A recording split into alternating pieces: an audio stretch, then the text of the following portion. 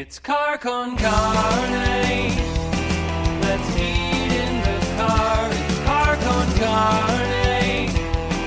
And now here's the star of our show, James Van Alstyne.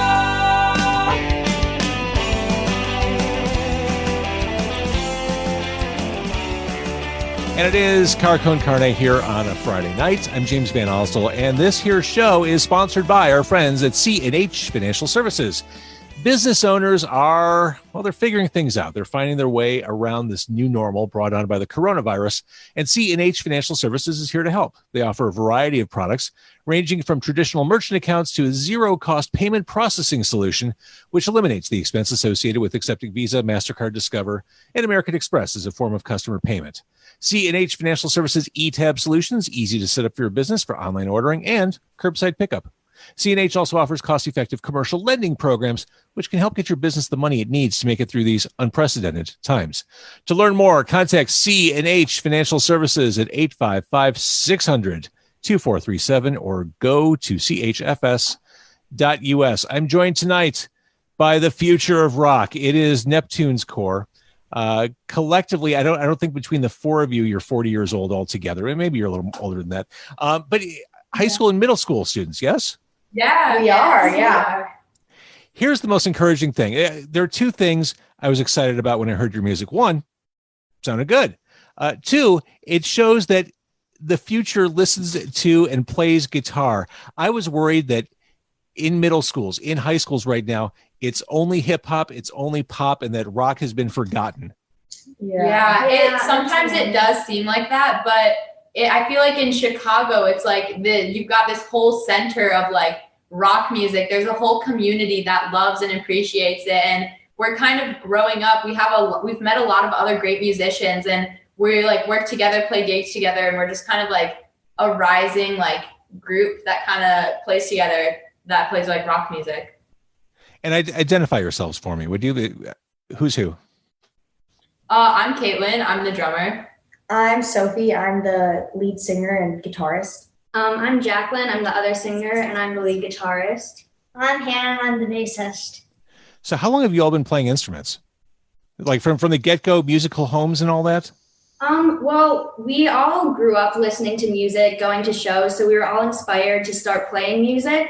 So I actually started playing classical piano when I was 3, and then I started guitar when I was 8 or 9. So yeah, that's when I started playing. So Jackie, she'd always played music like around the house. I hadn't really started music, but since I was little, I was always super interested in like drumming and rhythms. That was like the first thing I noticed in a song. So when I turned, I think 9 or 10, I was like, I told my dad, I was like, no, I want to play drums now. And he was like, okay. So then I started drum lessons, and I haven't turned back. Yeah, Jacqueline and Caitlin, they did a thing called School of Rock in Chicago. Oh, right on. Okay. And so they're sisters. Yeah. And Hannah and I are sisters. And we were inspired to start School of Rock as well, which is such a great community. So I started playing guitar about 3 years ago. Hannah bass. Yeah, I played bass. I started around when I was 8, I think. So, been a while. Yeah, and we've been doing that at School of Rock, and we've been playing gigs, like at Reggie's. Yeah. We played at Cuba's and just a bunch of places around Chicago. Well, and most recently, didn't you just do a benefit at a brewery? Yes, as a band, we've done a lot of stuff.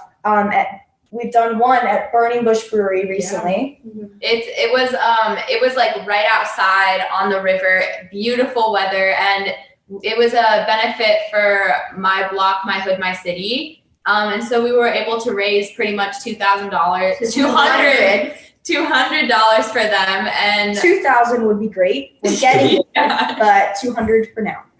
Right. Yeah. Well, right on. I mean, when I was freshman in high school, I would have loved to have had an excuse to be near a brewery. So congratulations. That's very exciting. So the music interest comes from your parents. It has to. Like, are both sets of parents the type that have like stacks of records or CDs, or do they just, right behind you? Oh yeah. I think we have like a little over 1,000 records. Yeah, definitely. I It's right recently, here. last Christmas, got a record player in my room when my dad upgraded the record player here. So I just basically there's music around the house all the time. Wait, so you have you personally have a record player? Yes. There is hope yet. There is hope for the future. I love it. And I've said this before on this podcast. To me, I mean, you can stream anything you want. Streaming, you can pull up Spotify, listen to whatever you want. There's something about putting on a record, and you're stuck with that artist for 20 minutes at a time because no one wants to re-cue the record and pick another song. You're there listening from start to finish. You hear the good songs and the bad songs, but there's something about that because if you're just streaming stuff, you're just clicking next, you're jumping around playlist to playlist. I feel like you really get a sense of what the artist was going for if you put on a record. And I feel like it connects you to the artist more because sometimes I feel like artists like sneak little things in where like two songs flow together. Yes. Where you have like an album on shuffle or like a playlist, you don't really notice that. And it's like these like subtle little like references, maybe one song to another that you notice. And I love it. Yeah. See, and that's a lost art, the sequencing of an album, like figuring out the flow. That's key. Yeah. Yeah. So Yeah, let's talk. Oh, sorry. Go ahead. Listening to an album from start to finish kind of takes you on a journey. And with our album, like album order, like we had 8 songs that we wanted to release. But when it came to album order, we really kind of thought long and hard about like what we want our first song to be and what we want our last song to be. So like the first one, it starts out, like really quiet, and then the whole band comes in together, and that kind of draws the listener in. And then the last one kind of ends quiet in harmony. See, that was what I was about to ask. You put out a record. Like you did it. I mean, some bands don't even get to that finish line. And here you are at the age you are with this accomplished album. It's can't have it all. Mm-hmm. Kind of a glass half empty view for someone of your age. Is this a cynical approach to the world? Yeah. We thought it was like fitting for this time. It's the lyric of the title track the song, the first song off the album, So Small. Yeah, So Small, the leading track. I guess how we came up with the name, we were all sitting on just kind of a small roof outside of my bedroom. We were just thinking, oh, what the heck do we want to call this album? And then we thought to ourselves, like, what's it about? It's about kind of, I guess, teenage angst and what we're going through, because we're all around, teenage years, some younger. Wait, are you angsty? A little, we Yeah. are pretty angsty. Quarantine, we've gotten to, feel the angst, I guess. But we were just like, oh, So Small, the central theme is that you can't have it all. Like no one's perfect. You can't have it all. So we were just like, oh, let's call it that. And it just kind of came to us. Mm-hmm. So you mentioned that you played in front of crowds and stuff. What was that like when you started to rev up the band a little bit and you started putting yourself forward in front of a live audience? Were there nerves? Were you just ready? Did you just slide right into gear? So as we mentioned, we all went to the program School of Rock, which in that program, they basically just bring kids together to play. So that helped, I think, like so much for all of us for just like learning how to collaborate with other musicians and playing on stage in front of people. So that program definitely helped. Yeah. There were definitely nerves for some of us at first, but I think we've all gotten a lot better. Yeah, and those shows also introduced us to a lot of great venues like Cobra Lounge, Reggie's Rock Club, Subterranean.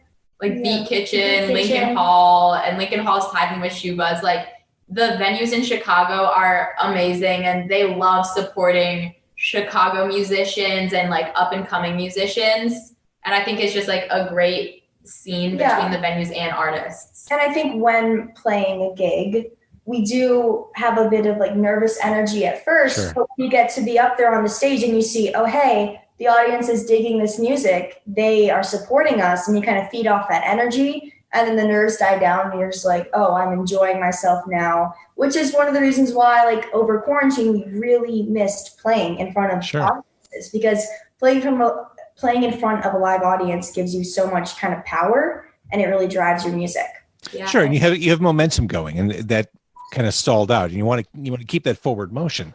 Right. You're feeding off of each other. I used to get like nauseous before shows. Like I was a whole wreck. I could barely even walk on stage sometimes, but then I would like sit down at the kit, like get through my first song, awful. But then like the second song, when like the audience starts feeling it changes like your whole mindset. It's insane. Like it's almost like spiritual feeling. Mm-hmm. So you've played with other bands at shows. You've had a producer produce your record. What's the most important thing you've learned so far as a band coming up, as far as making music goes, or coming up in an actual music scene? What's your biggest takeaway so far? Well, I think getting connections with other bands that you're around is extremely important, because like they help you and you can help them, and you just like you can play gigs with each other. They can open you up to new experiences. You can open them up to new experiences. And it just makes playing music and playing shows so much fun. But then it also just like makes your band better, and it exposes you to a new audience. Yeah, and I think growing up in the Chicago music scene, there's a great sense of support, you know, like bands supporting other bands, you know, that leads to more gigs, as Jackie was saying. And it just, you develop great friendships with other bands and within this band as well. You know, it's just a great opportunity, and yeah, we just love it. Yeah. It's like half of the band is just building and keeping up relationships. Like, Yeah. it's almost just like friend groups, like going back and forth. How can I help you? How can you help me? It's great. And the Chicago music scene, I think, is so good with that. So like bigger bands who have like are a little bit more established, like Twin Peaks and Ohm and White Mystery, who are all out of Chicago, have been so extremely like helpful and supportive, like not only in general in Chicago, but even with us, and just like helping us out personally. I think it's really great. And eventually I know we all want to be able to like be that mentor for someone else someday. That's awesome. And I think you've already learned a lesson that it takes people years, decades to figure out. It's a big scene, but it's also a small scene. And you're going to see these people in some way, shape, or form for as long as you make music. And establishing good, positive relationships now is only going to do you a great service in the future. There's no point in being a prima donna. There's no point in being a jerk. You're all doing this for the same goals, making music. Awesome. All right. So the album is available, streamable everywhere? Pretty much, yeah. It is called Can't Have It All. You are Neptunes Core. I mean, I'm going to warn you, the history of rock and roll is littered with horror stories about siblings who start bands together. Time and again, it doesn't end well. So build a nice relationship now, and then you'll be good to go. You don't want to be the Black Crowes. You don't want to be Oasis. You don't want to be the Kinks. You don't want to be Space Hog. I could go on. Be kind and respectful, and you'll go far. Always. Could not agree more. Yes. All right. The future is bright. Thank you for doing this. I'm optimistic. People play guitars at the high school age now. They play in rock bands. Hell yes. Sorry. Heck yeah. Very nice to meet you all. Very nice to meet you as well. Thank you for having us. Thank you.